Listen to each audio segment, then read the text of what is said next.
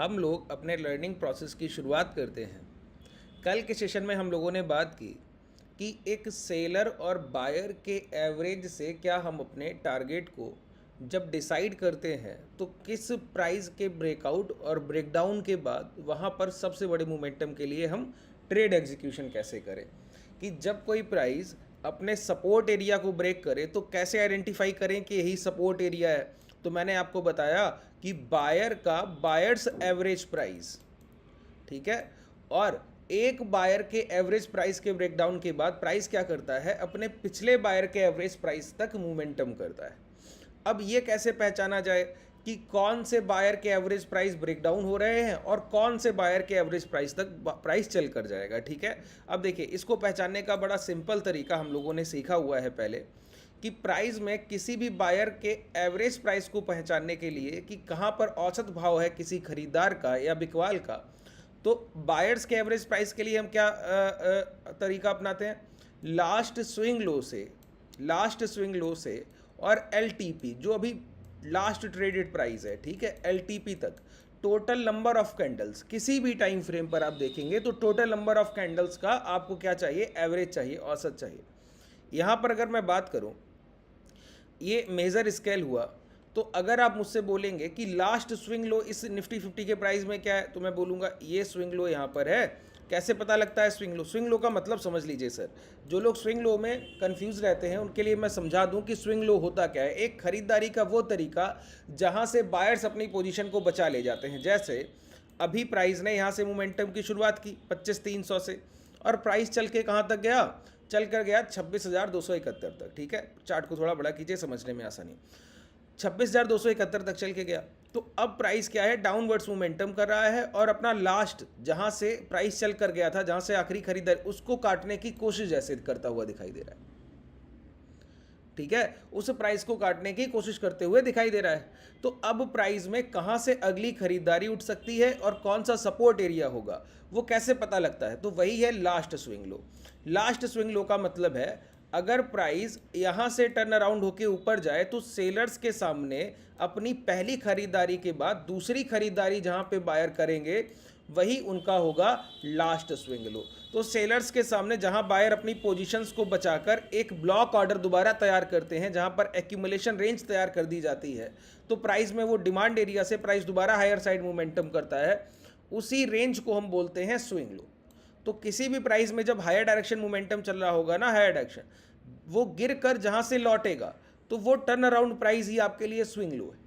और इसी तरीके से प्राइस में डाउन साइड मोमेंटम चल रहा है तो जहां से वो अप पुल बैक लेकर दोबारा वहां से गिर जाए तो वो टर्न अराउंड प्राइस ही आपके लिए स्विंग हाई है। इसी को हम कहते हैं बायर और सेलर के लास्ट बाइंग या लास्ट सेलिंग प्राइस। ये है लास्ट बाइंग प्राइस बायर का और ये है लास्ट सेलिंग प्राइस बायर का। अब एक मोमेंटम में होता क्या है, प्राइस एक स्विंग लो नहीं लगाता है। डाउ थ्योरी कहता है 3 से 5 स्विंग लो लग सकते हैं। प्राइस 3 से 5 बार रिट्रेसमेंट करेगा पूरी रैली में, ठीक है, 3 से 5 बार। तो एक स्विंग लो ये लग गया, अगली बिक वाली फिर आ रही थी यहाँ लग गया, अगली बिक वाली फिर आ रही थी तो यहाँ लग गया। ठीक है, अच्छा किस भाव से प्राइस टर्न अराउंड करता है, ये कैसे पहचाना जाए, ये कैसे पहचाना जाए कि प्राइस किस प्राइस से टर्न अराउंड करेगा, दोबारा घूमकर ऊपर की तरफ जाएगा। जब प्राइस ये डिस्काउंट भाव दे रहा है, एक बात बताइए, 100 का भाव 110 हो गया, अब वो जब 103 आएगा या 104 आएगा या 105 आएगा, कैसे पता लगे कि कहाँ से वो घूम जाएगा। इसके लिए हम लोग अपनाते हैं प्रीवियस बाइंग प्राइस, कि पिछली बार जो खरीदारी हुई थी वो किस तरीके से हुई थी, उसके लिहाज से हम लोग अपनाते हैं कि अगली बार कहाँ से प्राइस दोबारा हायर साइड मोमेंटम कर सकता है। एक एक पॉइंट को हम लोग समझेंगे, पहले ध्यान से सुनते जाइए सिर्फ, ठीक है। अब यहाँ पर अगर मैं आपसे पूछूं कि ये प्राइस हायर डायरेक्शन मोमेंटम की या पहला बॉटम के पास से, और यहाँ से इसमें डिस्काउंटेड प्राइस यहाँ तक लेकर आए, प्राइस को यहाँ से टर्न अराउंड कराकर एक नया हाई लगा दिया, तो मेरे लिए स्विंग लो क्या है, ये प्राइस। अब प्राइस में यहाँ पे आने के बाद फिर नीचे लाने की कोशिश की, यहाँ से टर्न अराउंड करा के ये हाई लगा दिया, ठीक है, फिर नीचे लाने की कोशिश की, ये टर्न अराउंड करा के ये हाई लगा दिया, फिर नीचे लाने की कोशिश की, ये टर्न अराउंड करा के ये हाई लगा दिया, फिर नीचे लाने की कोशिश की, ये टर्न अराउंड करा के ये हाई लगा दिया। तो प्राइस ने यहाँ से जब अपने बॉटम से निकला है तो 1 2 3 4 5 स्विंग लो बनाए। ठीक है, मैंने आपको क्या बताया, टोटल स्विंग हाई या स्विंग लो कितने बन सकते हैं? 3 से 5। उसके बाद प्राइस अपने नेचर को कन्वर्ट करेगा। कन्वर्ट करने का मतलब है अगर प्राइस हायर हाइस के फॉर्मेशन में है तो लोअर लोज के फॉर्मेशन में आएगा, और उस लोअर लोज के फॉर्मेशन में फिर से कितने स्विंग हाई लगेंगे? 3 से 5। अब वो किसी भी टाइम फ्रेम पे हो सकते हैं। अगर रिट्रेसमेंट छोटा है तो लोअर टाइम फ्रेम पर, अगर रिट्रेसमेंट बड़ा है, इस पूरी खरीदारी को काटना चाहता है तो हायर टाइम फ्रेम पर, डेली पे भी लग सकते हैं। तो अब पहचानना सीखते हैं, ठीक है। तो देखिए, पहली बात तो ये कि हमारे लिए कौन से स्विंग लो काम के हैं, जिसको हम बोलते हैं वैलिड स्विंग लो, ठीक है, कि कौन से स्विंग लो और कौन से स्विंग हाई काम के हैं, जिसको हम वैलिड स्विंग लो या वैलिड स्विंग हाई बोलते हैं। तो पहली बात, हमारे लिए वो स्विंग लो काम के प्राइस होते हैं जहां पर बायर्स को एक मशक्कत करनी पड़ी हो सेलर्स के सामने और बड़ी खरीदारी अपने निचले स्तर के भाव पर करनी पड़ी। जैसे अभी का प्राइस, अभी आखिरी खरीदारी जो बायर्स ने की इस रेंज में की सर, और यहां से प्राइस मोमेंटम कर रहा था। अब बायर्स ने सोचा कि यह प्राइस को यहां से दोबारा टर्न अराउंड कराएंगे, लेकिन सेलर्स ने क्या किया, उनका जो डिमांड एरिया था, ये जो रेंज थी, इसको ब्रेक डाउन कर दिया पहली बार में। कल के सेशन में मैंने आपको क्या समझाया कि सपोर्ट एरिया वही सपोर्ट काम करेगा जिसको सेलर रिस्पेक्ट देगा। रिस्पेक्ट देने का मतलब हुआ कि अगर ऊपरी स्तर से निचले स्तर से ये सपोर्ट एरिया कब होगा, जब यहां पर मान लेते हैं 1 लाख बायर्स के ऑर्डर पेंडिंग रह गए तो प्राइस हायर डायरेक्शन मोमेंटम किया। अगर जब प्राइस गिरा है और यहां पर टच करके ऊपर गया, इसका मतलब है सेलर्स ने ऊपर इससे कम संख्या सेल की होगी, जिसकी वजह से प्राइस में 1 लाख ऑर्डर्स का इंपैक्ट दिखाई दिया कि प्राइस ने टच किया और यहां पर थोड़ा सा पुल बैक लिया। इसका मतलब क्या हुआ, अब यहां पर और खरीदारी की संभावना है, यहां और एक्यूमुलेशन होगा, प्राइस में और ऑर्डर्स बढ़ते जाएंगे, एक्यूमुलेशन बढ़ता जाएगा। तो सपोर्ट को रिस्पेक्ट दिया कि प्राइस उस सपोर्ट के पास आ गया, आया ब्लॉक रेंज के पास और वहां से पुल बैक किया, तो वो आपके लिए काम का प्राइस है। लेकिन उसी सपोर्ट एरिया को प्राइस क्या करे, 1 लाख पेंडिंग ऑर्डर है, सेलर्स ने शॉर्ट कर दिया हायर प्राइस पर सर 8 लाख ऑर्डर, अब क्या कीजिएगा, तो प्राइस तो डायरेक्टली इसको ब्रेक करेगा ना, इसका कोई इतनी बड़ी कीमत रह नहीं गई। तो हम उसी सपोर्ट एरिया को ट्रेड करते हैं जहां से कोई रिजेक्शन मिलता है, बाकी नहीं ट्रेड करते, ठीक है। जहां से रिजेक्शन मिलना जरूरी है, प्राइस में कहीं भी आप किसी भी सेटअप के सपोर्ट को प्राइस को देख लीजिए, अगर वहां से रिजेक्शन नहीं मिल रहा है तो वो नॉन ट्रेडेबल है, उसको आप ट्रेड नहीं कर सकते। प्राइस उसको ब्रेक डाउन करेगा, रिटेस्ट करेगा, दोबारा नीचे की तरफ आएगा। दूसरी बात, किसी भी सपोर्ट एरिया के पास प्राइस आके कंसोलिडेट करता है सर, तो वो भी एक पैनिक सिनेरियो है, प्राइस उसको ब्रेक डाउन करेगा और एक नया लो लगा देगा, ठीक है। और ये दोनों ही तरीके ब्रेकडाउन के तरीके हैं। डायरेक्टली किसी सपोर्ट को ब्रेक करना वो एक वैलिड ब्रेकडाउन होता है, एक सपोर्ट के पास आकर कंसोलिडेशन करके लो ब्रेक करना ये भी एक वैलिड ब्रेकडाउन होता है, ठीक है। अब समझिए, जब प्राइस ने अपना लास्ट जो आखिरी खरीदारी थी, अब पहली खरीदारी बायर्स ने यहाँ की, प्राइस गिरा तो दूसरी खरीदारी यहाँ की, प्राइस फिर गिर रहा था, तीसरी यहाँ पे की, फिर हायर साइड से बायर्स सेलर्स डोमिनेट करने लगे तो फिर खरीदारी की, फिर ऊपर ले गए तो यहाँ पे फिर तीसरी खरीदारी की। इस तरीके से खरीदारी करते हुए आगे बढ़ रहे थे। उनके लिए सिंपल था कि उनकी आखिरी खरीदारी के भाव हर बार सेफ हो रहे थे, लास्ट बाइंग प्राइस उनके हर बार सेफ हो रहे थे। इस बार पहली बार है कि प्राइस में ये लास्ट बाइंग का जो प्राइस है वो काट दिया गया, ब्रेक कर दिया गया। अब क्या होगा, अब होगा ये कि बायर्स की खरीदारी अब इस लेवल के निचले स्तर पर लगे लेवल्स से होगी। तो कौन से स्तर से होगी, ये कैसे आइडेंटिफाई किया जाए, तो मैंने आपको बताया जहां पे पहले भी ऐसा सिनेरियो रहा हो कि लास्ट स्विंग लो ब्रेकडाउन हो गया हो, लास्ट स्विंग लो ब्रेकडाउन किया गया हो, वहां से एक बाइंग देखने को मिल सकती है। तो लास्ट स्विंग लो ब्रेकडाउन होने का मतलब है, चलिए हम लोग बैंक निफ्टी के प्राइस में समझें, वहां पर आपको समझने में आसानी होगी, चार्ट भी आपको बेहतर तरीके से क्लियर होगा। देखिए आइए, बैंक निफ्टी का प्राइस आपको यहाँ पर ये, तो लास्ट स्विंग लो कौन कौन से हैं पहले तो वो देखते हैं, जहां पर सबसे बड़ी बिकवाली के बाद खरीदारी हुई एक अप ट्रेंड में, ठीक है। तो प्राइस इस बॉटम से निकला, हर बार ये लास्ट स्विंग लो सेफ है, लास्ट स्विंग लो सेफ है। यहाँ पे प्राइस ने क्या किया, अपने लास्ट स्विंग लो को ब्रेक किया, तो निचले स्तर पे प्राइस खरीदारी उठाने आए, फिर वहां से मोमेंटम करके फिर हाई ब्रेक किया जाके। तो एक बड़ी खरीदारी की रेंज क्या है, 50-400। तो हमारे लिए वैलिड स्विंग लो कौन से हो गए, जहां से हम बायर्स के एवरेज प्राइस को लगाएंगे। बायर्स के एवरेज प्राइस के लिए गौर कीजिए, मैंने आपको शुरुआत में क्या बताया, 2 चीजें जरूरी है। कौन कौन सी, पहली चीज जो जरूरी है वो है बायर्स एवरेज प्राइस, वो भी कहां से, लास्ट वैलिड स्विंग लो से और एलटीपी तक, लास्ट ट्रेडेड प्राइस तक, ठीक है। तो हमारे लिए लास्ट वैलिड स्विंग लो कौन से हुए, एक ये हुआ, एक ये हुआ। यहाँ भी देखिए प्राइस ने last swing low break down करके यहाँ तक मोमेंटम किया। अब उसके बाद प्राइस ने अब ब्रेक डाउन किया है लास्ट स्विंग लो उसका, यहाँ पे देखिए लास्ट स्विंग लो यहाँ पर ब्रेक डाउन किए गए। अब प्राइस क्या करेगा, हमें दो बायर्स मिले हैं अच्छे खरीदार, अगर तीसरे मिलते तो उनको भी मेंशन करते, लेकिन हमको दो ही मिले। पहला ये क्योंकि वैलिड स्विंग लो कब बना, प्राइस ने अपना लास्ट लो ब्रेक करने के बाद एक नया लो लगाया, प्राइस ने अपना लास्ट लो ब्रेक करने के बाद एक नया लो लगाया, लेकिन लास्ट और इसके पिछले स्विंग लो ब्रेक नहीं किए, वहां से खरीदारी उठाकर ऊपर गए। तो बड़े खरीदारों ने यहां पर इस दो जगह पर बड़ी खरीदारी की। तो हमको एवरेज प्राइस किसका चाहिए, जिन लोगों ने यहां पर टाइम लिख कर आता है, ध्यान से देखिए 9 सितंबर से अपनी खरीदारी की जिन ट्रेडर्स ने शुरुआत की, बैंक निफ्टी में एक्यूमुलेशन की शुरुआत की, वही प्राइस को 50,500 से कहां ले गए, 54,500 के पास।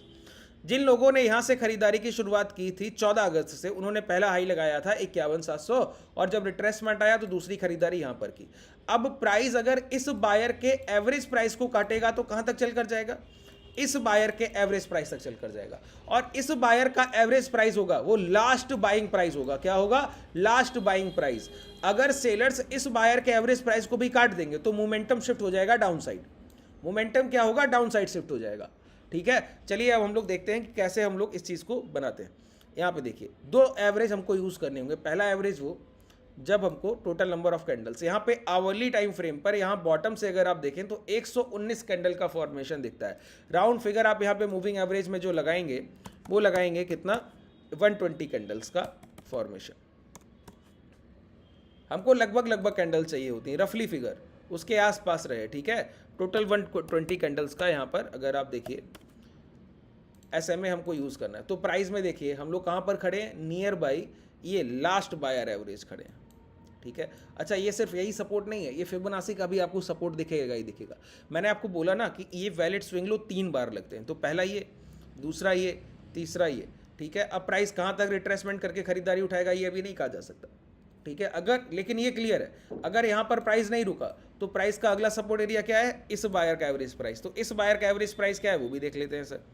ठीक है, यहाँ पे आइए सबसे पहले स्केल पर बॉटम को हमको पहचानना होता है कि बॉटम, आखिरी बॉटम कब लगा है। तो यहाँ पे देखिए इस लो के नीचे फिर प्राइस गया नहीं, तो यहाँ से टोटल नंबर ऑफ कैंडल्स आप अगर देखेंगे तो आपको दिखेगा 285 कैंडल। यहाँ पर देखिए 285 कैंडल्स। ठीक है, तो क्या किया जाए, यहाँ पे दोबारा जाइए एवरेज में, मूविंग एवरेज लगाइए और 285 को यहाँ पर फिलअप कीजिए, 285 का डेटा यहाँ पर फिल कीजिए कि 285 घंटे पहले खरीदारों ने बॉटम लगाया था। ये अब आपके पास ये डेटा है कि प्राइस ने अगर 52,700 को ब्रेक डाउन किया तो 52,700 के बाद अगला टारगेट क्या है, 51,600 के पास है। 52,700 से 51,600 कितना मोमेंटम हुआ, लगभग 1,1100 पॉइंट का मोमेंटम। पहला मोमेंटम आपको कितना मिला है, 54,300 से प्राइस ने गिरावट की शुरुआत की 53,000, लगभग 1,300 पॉइंट का पहला मोमेंटम मिला है। और ये ब्रेकडाउन के बाद अगर अभी हम 52,900 से यहाँ से देखेंगे 1,300 पॉइंट के आसपास का ही मोमेंटम है।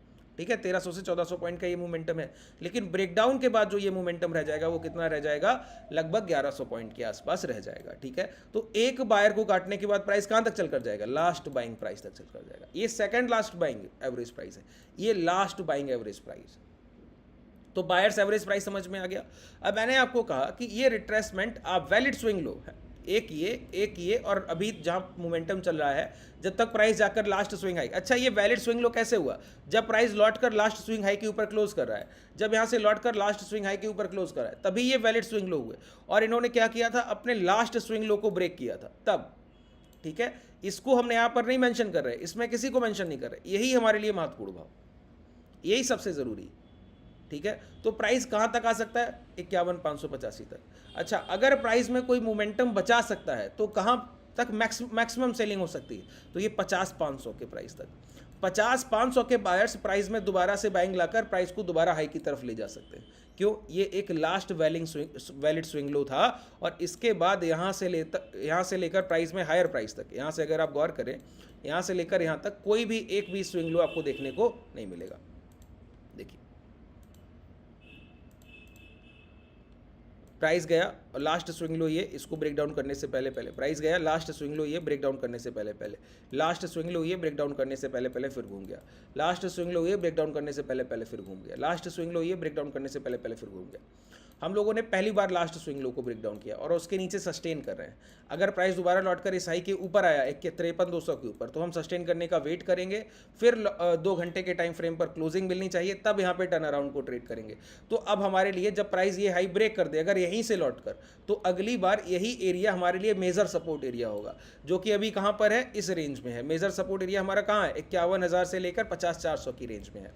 ये लगभग 500 पॉइंट का रेंज है। ये एक हमारे लिए सबसे बड़ा सपोर्ट एरिया है। तो प्राइस जितने ब्रेक डाउन करे यहाँ तक मोमेंटम दे सकता है मैक्स टू मैक्स, यहाँ से एक पुल बैक मिलेगा ही मिलेगा, लगभग तय मान लीजिए, ठीक है। और इसको पहचानने के लिए आप ब्रेक डाउन किसका, फिबोनाची के ब्रेक डाउन का भी यूज कर सकते हैं कि प्रीवियस टाइम कितना आपको किसी प्राइस में एक रिट्रेसमेंट मिला था, उसी के अनुसार दोबारा उतना ही लगभग मिल सकता है। जैसे यहाँ पर आप आइए तो फिबोनाची रिट्रेसमेंट को लीजिए। ये मैं सारे तरीके आपको बता रहा हूँ कि आप कैसे आइडेंटिफाई करेंगे कि पुल बैक कहाँ से आ सकता है, ब्रेक डाउन किस लेवल का होगा।